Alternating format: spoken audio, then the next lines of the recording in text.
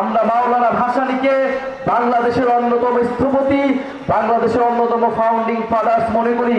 বাংলাদেশের কোনো একজন জাতির পিতা নয়, বাংলাদেশে অনেকজন জাতির পিতা রয়েছে, তার মধ্যে অন্যতম রয়েছে মাওলানা ভাসানী। শেরে বাংলা ফজলুল হক মাওলানা ভাসানীর মতো মহান রাজনৈতিক পুরুষ যারা এই বাংলাদেশের স্থপতি, তাদেরকে দিয়ে এই বাংলাদেশের জাতির পিতা শুধু একজন ব্যক্তিকে ঘোষণা করা হয়েছে, একজন ব্যক্তিকে পূজা করা হয়েছে গত 54 বছর ধরে।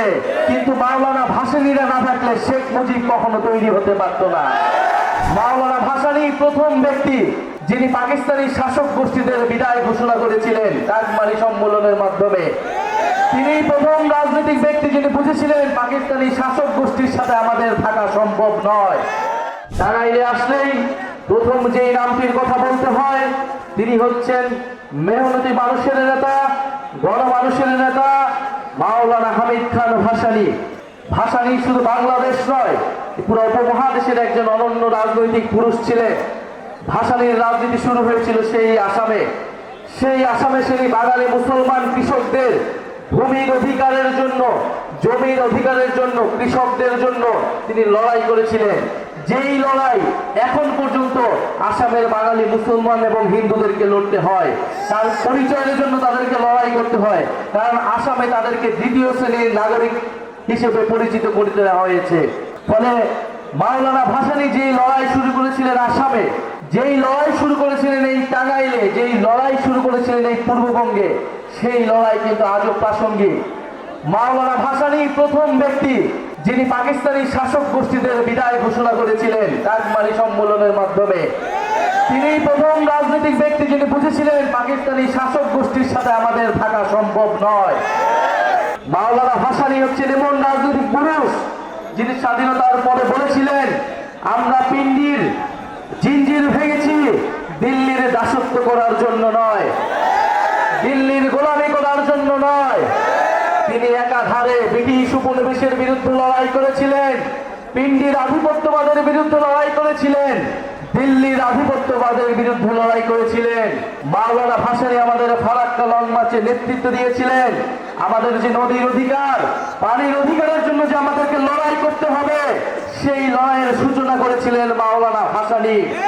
আমরা আজকের এই সমাবেশ থেকে মাওলানা ভাসানীকে শ্রদ্ধা বলে স্মরণ করতে চাই। আপনারা জানেন মাওলানা ভাসানীকে ইতিহাসে স্মরণ করা হয় না। শেরে বাংলা ফজলুল হক মাওলানা ভাসানীর মতো মহান রাজনৈতিক পুরুষ যারা এই বাংলাদেশের স্থপতি, তাদেরকে দিয়ে এই বাংলাদেশের জাতির পিতা শুধু একজন ব্যক্তিকে ঘোষণা করা হয়েছে, একজন ব্যক্তিকে পূজা করা হয়েছে গত 54 বছর ধরে। কিন্তু মাওলানা ভাসানীরা না থাকলে শেখ মুজিব কখনো তৈরি হতে পারত না।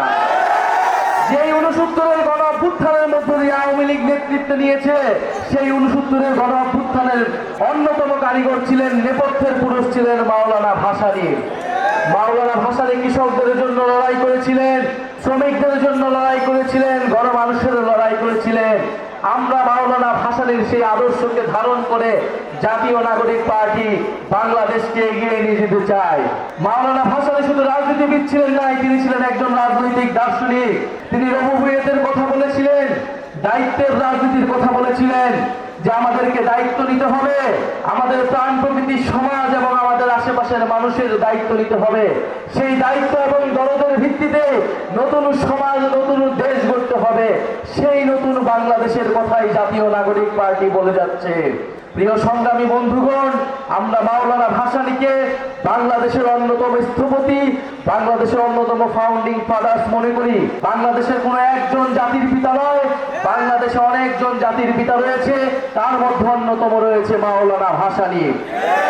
সংগ্রামী বন্ধুগণ, আমরা গতকাল সেই মাওলানা ভাসানীর কবর জিয়ারত করেছি এবং মাওলানা ভাসানীর সেই দরবার হলে আমরা বসেছি কৃষকদের সাথে, আমরা বসেছি তাঁতি শিল্পীদের সাথে।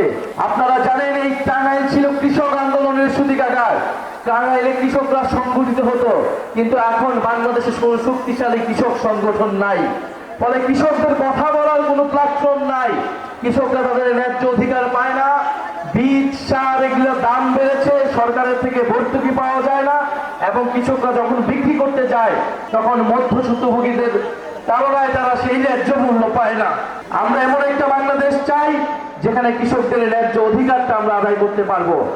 এই টাঙ্গাইলের শাড়ি, যেই শাড়ি জামদানির মতো বিখ্যাত, মুসলিমের মতো বিখ্যাত, সেই টাঙ্গাইলি শাড়ির জিআই প্রোডাক্ট নিয়েছে ভারতের পশ্চিমবঙ্গ। টাঙ্গাইল শাড়ি নামে কিভাবে ভারতের জিআই প্রোডাক্ট দিতে পারে, এই প্রতিবাদ আমরা কখনো জানিয়েছিলাম। মাত্র 2-3 বছর আগে এই ঘটনা ঘটেছে। কেন ঘটেছে? কারণ আমাদের দেশের সরকার, আমাদের দেশের মানুষ টাঙ্গাইল শাড়িকে, তাঁত শিল্পকে পৃষ্ঠপোষকতা করতে পারে নাই, পুরো বিশ্বের বুকে তুলে ধরতে পারে নাই। আমাদের যে জাতীয় সম্পদ, তার মর্যাদা আমরা দিতে পারি নাই। টাঙ্গাইল শাড়ির জিআই প্রোডাক্টের সত্য কখনোই ভারত নিতে পারে না। অবিলম্বে তা প্রত্যাহার করতে হবে, আমরা এই দাবি জানিয়ে গেলাম। আমরা তাঁত শিল্পকে পুনরুদ্ধার করতে চাই, আমরা কৃষকদেরকে নতুন করে সংগঠিত করতে চাই, কারণ আমরা জানি কৃষকরা বাঁচলেই দেশ বাঁচবে। আমরা বাংলাদেশে খাদ্য সার্বভৌমত্ব অর্জন করতে চাই। টাঙ্গাইলে এসে আমরা আরেকটা কথা বলতে চাই, এই যমুনা নদীর পাড়ে টাঙ্গাইল নদী ভাঙনের কবলে পড়েছে দীর্ঘদিন ধরে। আমার নানার বাড়ি টাঙ্গাইল, কিন্তু আমার নানার বাড়ি যেই এলাকাটায়, সেই গ্রামটা নদী ভাঙনে অনেক আগেই বিলীন হয়ে গিয়েছে। আমি সেই গ্রাম দেখতে পারি নাই। নদী ভাঙনে প্রতি বছরে বছর বিভিন্ন মানুষ সর্বহারা হয়ে যায়। এই নদী ভাঙন আমাদেরকে ঠেকাতে হবে।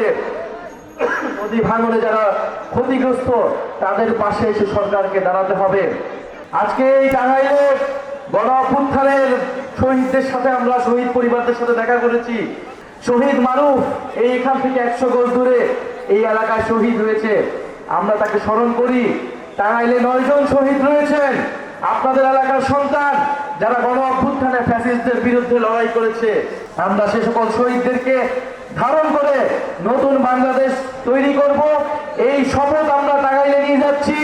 মাওলানা ভাসানীর যে অসমাপ্ত কাজ, মাওলানা ভাসানী, শেরে বাংলা ফজলুল হক, আবুল হাসিমদের যে প্রত্যাশিত বাংলাদেশ, সেই বাংলাদেশ আমরা তৈরি করব, এই শপথ আমরা নিচ্ছি।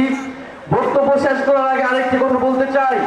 আপনারা দেখেছেন কয়েকদিন ধরেই রংপুরের গঙ্গাছড়া একটি উপজেলায় আমাদের হিন্দু জনগোষ্ঠীদের বাসভবনে, বাড়িঘরে হামলা চালানো হয়েছে, লুটপাট চালানো হয়েছে।